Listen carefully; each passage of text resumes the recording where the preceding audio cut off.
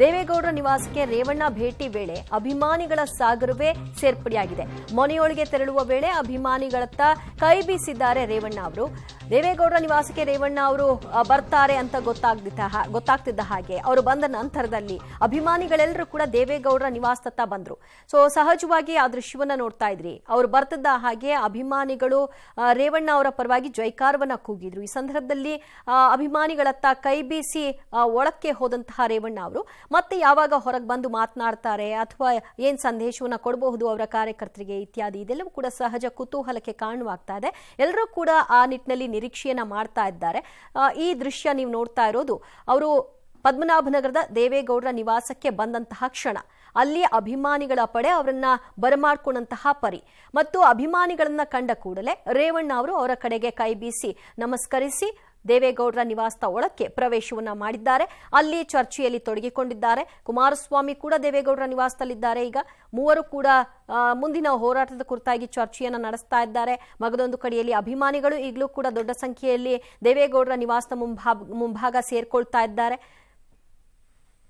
ಹೇಳ್ತಾರೆ ಇದನ್ನ ಯಾರಾದ್ರೂ ಮಹಿಳೆ ಓಪನ್ ಆಗಿ ಬಂದು ಹೇಳ್ತಾರೆ ಸರ್, ಹೇಳ್ತಾರೆ ಹೇಳಿ. ಇವತ್ತು ಮಹಿಳೆಯರ ಮಾನವರೇ ಇದನ್ನ ಪಾಪನ ಅನುಭವಿಸಿ ಅನಿಸ್ತಾರೆ. ಕಾಂಗ್ರೆಸ್ ಪಕ್ಷ ಡಿ ಕೆ ಶಿವಕುಮಾರ್ ಅವ್ರಿಗೆ ಹೇಳ್ತಾ ಇದೀವಿ, ಇವತ್ತು ಅವ್ರ ಮಾನ ಮರ್ಯಾದೆ ಕಳೆದಿದ್ದೀರಿ.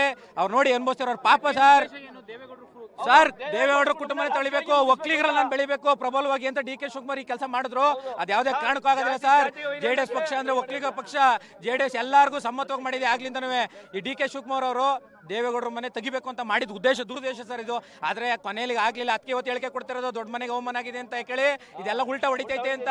ಯಾವ ಡಿ ಕೆ ನನಗೆ ಎದುರಾಯ್ತು ಅದಕ್ಕೆ ಇವತ್ತು ಅವ್ರ ಮನೆ ಹೇಳಿಕೆ ಕೊಡ್ತಾರೆ ದೊಡ್ಡ ಮನೆ ಏನು ತಪ್ಪೇ ಇಲ್ಲ ಅಂತ. ಇನ್ನು ಮುಂದಕ್ಕೆ ತೋರಿಸ್ತೀವಿ ಯಾರು ಅಂತ. ಹಾಸನ ಜಿಲ್ಲೆ ಮಂಡ್ಯ ಜಿಲ್ಲೆ ಕಾರ್ಯಕರ್ತರು ಎಲ್ಲೂ ಹೋಗಿಲ್ಲ, ಇಲ್ಲೇ ಇದೀವಿ, ತೋರಿಸ್ತೀವಿ ಶಕ್ತಿ ಏನು ಅಂತ ನಮ್ದು. ಈಗ ನಮ್ಮ ಡಿ ಕೆ ಶಿವಕುಮಾರ್ ಸಾಹೇಬ್ರು ಪೆಂಡ್ರೈವ್ನ ಬಿಡ್ತೀನಿ ಅಂತ ಲಾಯರ್ ದೇವರಾಜೇಗೌಡರು ಹೇಳಿದ್ರಲ್ವ, ಬಿಜೆಪಿ ಮುಖಂಡರು ಅವ್ರನ್ನ ಯಾಕೆ ಅರೆಸ್ಟ್ ಮಾಡಿಸಿದ್ರು? ನಮ್ಮ ಕಾರ್ತಿಕ್ ಡ್ರೈವರ್ ಕಾರ್ತಿ ಅಲ್ಲ, ಅವನ್ಯಾಕೆ ಅರೆಸ್ಟ್ ಮಾಡಿಲ್ಲ ಸರ್ ಇವರು? ಒಳೇಶ್ವರ ಪುಟ್ಟರಾಜು ಅವ್ರನ್ನ, ನವೀನ್ ಗೌಡ ಅವರೆಲ್ಲ ಸರ್ ಎಷ್ಟು ಸಾಯ್ತಿ ಕೇಸ್ ಆಗಿ ನಮ್ಮ ಸಾಹೇಬ್ರನ್ನ ಮಾತ್ರ ಅರೆಸ್ಟ್ ಮಾಡಿಸಿದ್ರು. ಏನು ತಪ್ಪು ಮಾಡದೇ ಇದ್ರೆ ಅರೆಸ್ಟ್ ಮಾಡಿ ಜೈಲಿಗೆ ಕುಡಿಸಿದ್ರು. ಅವ್ರನ್ನ ಫ್ರೀ ಆಗಿಬಿಟ್ಟಾರೆ ಓಡಾಡಕ್ಕೆ. ಎಲ್ಲರೂ ಕಾರ್ತಿಕ್ ಅರೆಸ್ಟ್ ಮಾಡಿಸಿ ದೇವರಾಜೇಗೌಡನ ಯಾಕೆ ಸರ್ ಅರೆಸ್ಟ್ ಮಾಡಿಸಿದ್ರು? ದೇವರಾಜೇಗೌಡನ ಯಾಕೆ ಅರೆಸ್ಟ್ ಮಾಡಿಸಿದ್ರು? ಇವರು ವಿಧಾನಸೌಧ ಮುಂದೆ ಬಂದು ಓಪನ್ ಡಿಬೇಟ್ ಕರೆದಾಗ ಇವ್ರಿಗೆ ಗೊತ್ತಾಯ್ತು ನಮ್ಮ ಎಲ್ಲಾನು ಬಿಡ್ತಾನೆ ದೇವರಾಜೇಗೌಡ ಅಂದ್ಬಿಟ್ಟು ಇಲ್ಲದ ಕೇಸ್ ಹಾಕಿ ಅರೆಸ್ಟ್ ಮಾಡ್ಸವ್ರೆ. ಸರ್ ಕಾರ್ತಿಕ್ ಪುಟ್ಟರಾಜುನ ಯಾಕೆ ಅರೆಸ್ಟ್ ಮಾಡಿದ್ರು ಸರ್? ಇನ್ನವರು ನಮಗೆ ಮೊದಲು ಅವ್ರನ್ನ ಹಿಡಿದ್ಬಿಟ್ಟು ಒಳಗೆ ಹಾಕಿದ್ರೆ ಗೊತ್ತಾಗುತ್ತೆ. ಯಾವ್ದೋ ಹಾಸನದಲ್ಲಿ ಇಬ್ರು ಹುಡುಗರು ಇಟ್ಕೊಂಡ್ ಬಂದವ್ರು ಅವರೆಲ್ಲ ಅಪರಾಧಿ. ಇಲ್ಲಿ ಕಾರ್ತಿಕ್ ಪುಟ್ಟರಾಜು ಇಟ್ಕೋಬೇಕು ಸರ್ ಫಸ್ಟ್. ಹೌದು, ಕಾಂಗ್ರೆಸ್ ಸರ್ಕಾರವೇ ಮಾಡ್ಸಿರೋದು. ಅವ್ರು ಹಾಸನದಲ್ಲಿ ಸೋಲ್ತೀವಿ ಅಂತ 2 ದಿನ 3 ದಿನ ಮುಂಚೆ ಬಿಡಿಸಿರೋದು. ಇದು ರಾಜಕೀಯದ ಕುತಂತ್ರಕ್ಕೋಸ್ಕರ ಮಾಡಿರೋದು ಸರ್.